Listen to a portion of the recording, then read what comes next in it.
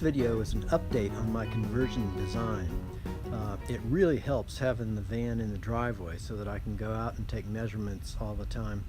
And I'm starting to actually order equipment with dimensions, and the equipment is coming in, so I'm feeling some pressure to do something with it. But nevertheless, I'm accumulating all the stuff, updating my drawings, and I've been changing my design, in some pretty important ways based on the realities, and I'm sure that it'll change some more. But this is really a session with AutoCAD, and I've converted my 2D designs to 3D with kind of block representations of the equipment, but they're pretty close to the actual dimensions, so I feel good about it. I'll never be able to use AutoCAD to get an actual installation design or print or whatever, because there are just so many curved surfaces in the van that I don't think you can do anything like that. You just go out and you try stuff, and you make templates all over the place of all of the crazy shapes and attachment points and everything else. There's going to be a lot of effort go into determining the templates for the floor, the sides, the ceiling, etc. I'm really working hard on the electrical system also right now, and in the next video I'll be talking about that in detail. It amazes me how much time I've spent on that, learning about all of the systems, looking on the internet for basically layouts or wiring diagrams to copy or to benefit from, and I think that'll be an interesting video also, so stay tuned. Talk to you later. Okay, since I have the new van, I've been able to update my design based on actual measurements, that I take off the van. And so I wanted to go over those and add a few more comments about features. Now, what I've shown here is basically the bed of the van. This is from the back door opening. Actually, there's a small additional space here where the door actually curves around. Now, I'm not trying to capture any curves of the van in this drawing. What I'm trying to do is place all of my major equipment, and I recognize that ultimately I'll have to adjust everything because of the curvature. So I'm not trying to be that precise, but I'm trying to get major dimensions. So this is from the opening of the door all the way to the plates that end with the footwells of the passenger in the wagon model. Okay, so in fact the driver's seat will come up and it will extend a little bit over this. So I have to note if I have any kind of pieces or anything that may interfere with the driver's seat coming slightly over, and I'll have to adjust that when I actually get them. But anyway, let me continue on. Now, there are a couple of holes here. These are holes that I anticipate putting in the bed of the van.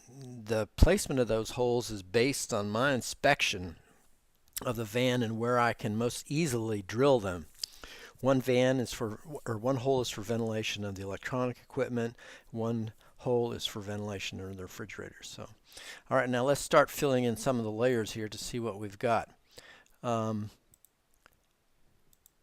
First of all, I note that my wheel wells are not the same. They're not the same shape, and I've discussed that in previous videos. And what that means is that instead of having the bed over here, as in my previous design, I've put it on this side, and I've tried to represent that wheel well and the effect on my bed. And you can see that right there. Okay, so there's the bed, and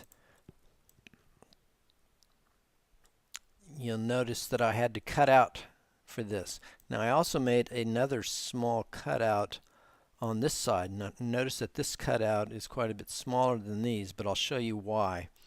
Eventually, when I turn this into a couch, what I do is I lift up this cushion, turn it around, slide this back, and then I've got a couch.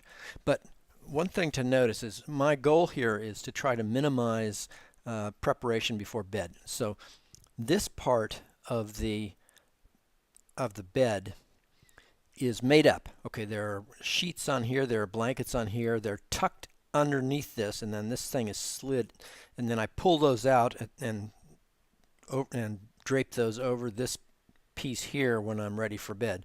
But by and large, the bed is made up, this whole portion of it. And so when I want to put it back into a couch, I pull up this section, I flip it over, and I push this section back. So what that looks like, I'll turn off the bed and turn on the couch. It looks like that. Okay, so it's minimized the holes here by flipping it over. Now, the actual aluminum bed that's underneath these cushions, the nature of that is that it is fixed for 20 inches across here. All right, and that 20 inches is enough to allow for this indentation. In other words, I don't want my sliding part to have a big hole in it. All right, so it's the fixed part which stays fixed 20 inches across here, and it accommodates this wheel well. And then embedded in that is another, I believe it's 15-inch, maybe 8-inch. I think it's 8-inch, maybe 8-inch. Yeah. Okay, so it would be like 20-inch and then another 8. I can't remember. Anyway, the sliding part will slide away from the fixed 20-inch width bed to create what is close to a twin size width. I think it's 37 inches, so maybe that's a 17-inch. Well, it's got to be less than this. I think it's another maybe 10 inches. I don't know. That's the way that's going to work. And then another big piece of equipment is my refrigerator.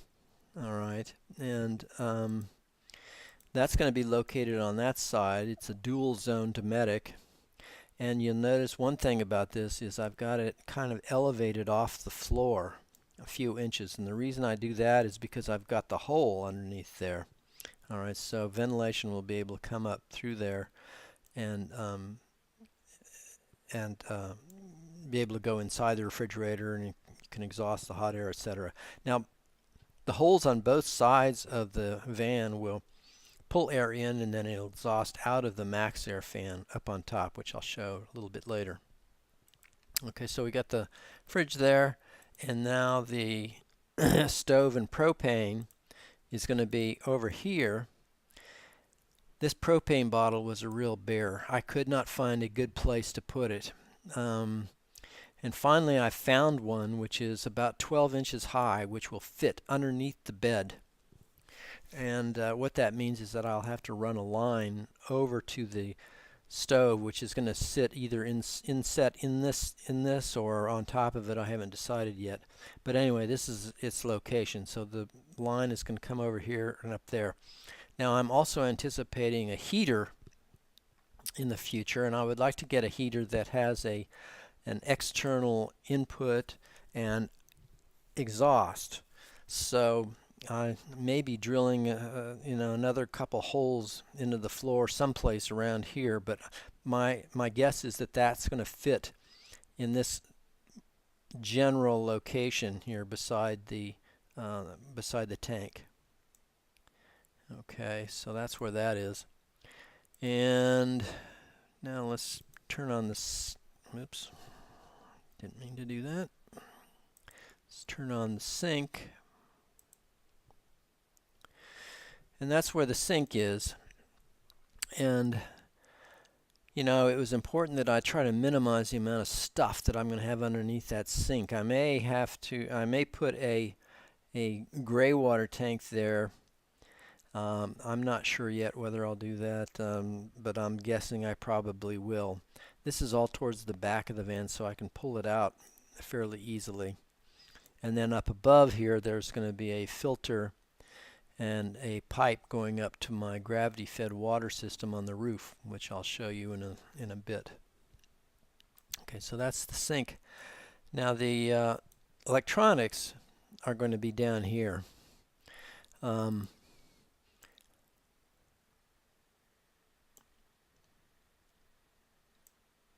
let me turn off the couch here so we can get a better look at that. And again, this is really rough, but for example, these are disconnect switches here, to my batteries, to my charger, and to my alternator. And then there are a couple of more disconnects, one around the MPPT charge controller, and then another one, a main disconnect to my 12-volt distribution panel, which is over here. And then this is a negative bus, a positive bus. This is my charge controller MPPT. These are my batteries, and that's my inverter charger. This is all Victron equipment and Battleborn equipment. The batteries, I really did not like this layout. I wanted some other kind of layout, but I couldn't figure out anything. I really wanted in the worst way to put them up on edge, but then they would have, the terminals would have been almost in direct contact with my bed at that point. And my bed is going to be aluminum. Not a real good idea to have my aluminum bed sagging down into the terminals of my batteries. So I had to turn them on edge like this.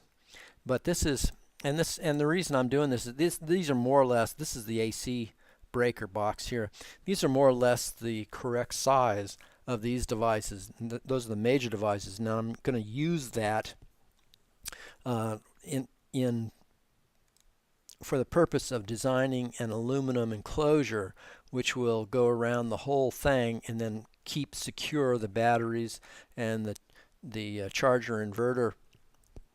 And then I will have interim aluminum bars in here that I'll be able to attach these various components to.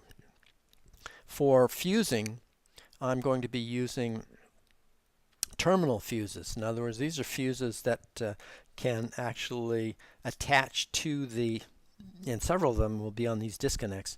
They can attach to the stud of the disconnect directly, and then the other side of that fuse I can attach a cable to. So what this does is it provides me a way of eliminating one cable between the disconnect switch and the fuse, so I can avoid creating that battery cable and terminating both ends of it. So that is going to be a big help in saving space and effort and voltage drop through those connections. Now these distances are so small in here, voltage drop is not really a concern. It's mostly capacity, and I'll be talking about the electrical system in detail in my next video, so stay tuned for that. All right, so that's that. What else what's next here? So all right, now one thing that is really of premium importance in a design like this is how much headroom do you have? Okay, so I'm trying to realistically portray the roof here, and I've got the struts across the roof, and it's pretty close to the correct distance, maybe a little conservative there, and so I'm really concerned with being able to, for example, to sit on the bed and then not have my head hit the ceiling. So in order to view that, I put in a little figure here which is approximately my dimensions, so that you can see what that looks like. So I just barely make it there. And this assumes a 1/2 inch of foam board type insulation on the ceiling, and the floor is going to consist of a 1/2 inch of foam board topped with about 3/8 inch, I believe, of tongue and groove flooring. So there's not a lot to spare, but I think that I'll just barely make it, and I don't usually sit up that straight anyway, so in this case my slouch is going to help me. I've noticed that I'm dipping a little bit into the bed. That's kind of my squish factor on this foam, which I'll be testing out. But I also was interested in how comfortable this will be, how close I'll be to the sink, where my knees are going to hit in this thing, how much space I might have for a gray water tank or other storage down there. So that's the purpose of having sort of this figure that I can put in there and see how I'm going to fit more or less. And then I also had the possibility, I wanted to see, you know, what it would look like if I had two people. And that's kind of what that looks like. And then I put that in there so that, let me get rid of the roof here for a second. I put that in there so that I could examine the placement of a table. All right, and a table that I put in here is really going to be key to a lot of what I do here, because there's not a lot of counter space. And what this table does is you can see on the underside here, it has an arm here that comes over to this corner and then it swings. All right, so this table, there's a pole, which I haven't shown, but there's a pole that extends at the edge of the stove and the refrigerator corner there, and then I can swing this table around to various locations. If there are two people in here, it looks like we'll be able to eat dinner on this table pretty easily. And then, for example, I could move it out of the way perhaps. Let's see. Let me turn off that table. Put on table 2. I can, and let me get back to, let me get rid of these humans. Oops. So that's another position for a possible table. Turn that off. There's another place where I can put it if I just want to swing it out of the way so that I can get some counter space, or I could put it there. If, for example, I'm sitting in front of the sink here and I want some counter space to put stuff, I can put it there. I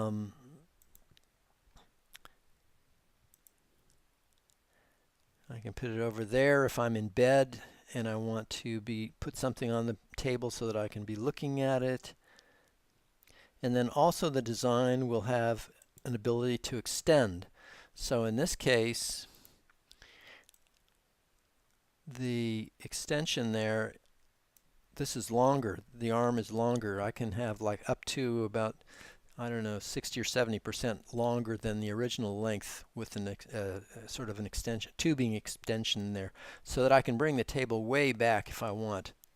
The other possibility is to put another pole someplace, and then I could just lift the table out of that sleeve and put it into another sleeve somewhere else in order to get other flexibility. So in a design like this with such a small space, the table is going to be key to providing ultimate flexibility in counter space for various functions.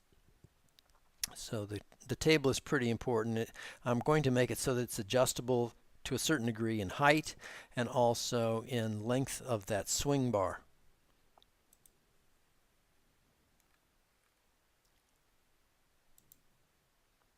Okay, so that's that. Now, let me get rid of the bed again. Put the couch back in. All right, let's start talking about the roof a little bit now. That's where the photovoltaic panel is going to go, on top of the roof. But more importantly, is the assembly that this PV panel is going to be in. Okay, there's the MaxxAir fan depiction, and then the photovoltaic panel will actually reside inside of a channel frame. Okay, so let me give you some more details about that.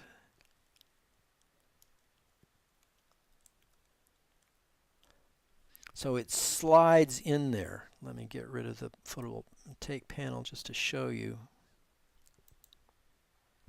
Okay, so here's the channel on this side. There's channel on this side. This is L-frame aluminum, but I'm probably going to make this a channel also. But anyway, the point of this is that this whole assembly here is hinged on this side, and it's not easy to see there, but so there are hinges. okay, which will be attached to my fixed rack, which I haven't shown you yet. But so this is the part of the frame that holds the PV panel. This whole thing will swing up in order to give me a tilt, and it will also allow me to actually slide the PV panel out. And I want to be able to do that because I want to be able to pull it out and then locate it, 50 feet away if I want. If I'm camping in a place and I want to stay there for several days under the shade of a tree, and then I don't want my PV panel under the tree, so I can put it somewhere else. And now how is this going to be attached? Okay, let me show you the fixed. Okay, so this is the fixed rack that the hinges attach to, and allows me to lift up the PV panel or not. Okay, now, and these, it's held in place. Notice that it's elevated above the roof, okay, by these U brackets that I will fabricate, actually. That's what they look like. And these are attached to the roof. Now the reason we have those is because this is going to contain my water system, which are located right there. All right, and the idea of this is that I'll be able to enclose these CPVC pipes in insulation with a plastic, acrylic, or some kind of clear plastic on top in order to create a solar collector on at least one of them, probably both of them. I may decide that I want to have one of them shaded and one of them exposed to the sun, so I have more or less hot water and cooler water. But that's the idea of that. And the other interesting thing about this design is that notice that I have underneath the PV panel here, I have lots of storage space down below there. And that is going to be handy because that's where I'm going to store, cables, for example, and then also a big insulating quilt. So the big insulating quilt is going to provide some additional insulation on top of the roof for what's underneath it. It's going to be waterproof. I don't expect the quilt's going to be waterproof, but I don't expect anything up here to be particularly waterproof or sheltered from being wet. But nevertheless, the reason I have that is that I'm thinking if I'm in a cold place and I'm concerned about water freezing in my big pipes, I take this big insulated quilt out, I put it over the entire roof, okay, tie it down on the ends, and then I have some small amount of insulation to try to keep my water above freezing. And I can open the max air fan to allow heat to rise up into this space from the cabin if I feel like I need to do that. So that's there's very little storage in this design, so it's important to find it wherever you can, and I'm going to find it here on the roof. Now ultimately this is all going to be wrapped by something that looks like that. So it will give me a little bit of stealth. Unless people come up and look on top and they see the PV panel and the pipes. But from the side it looks more or less like this. So that's kind of where we're at. And as I said, these dimensions are pretty close, but they're not exact. They don't represent the curvature of the van particularly, and that's going to be a big challenge in getting the final placement and hanging all of this equipment all over the place. But I'm feeling more confident in the placement of my major components, based on measurements of the actual van out there. And so this is the design I'm aiming for. In any case, I'm sure there'll be changes as I get into it, but this is what I'm looking at so far.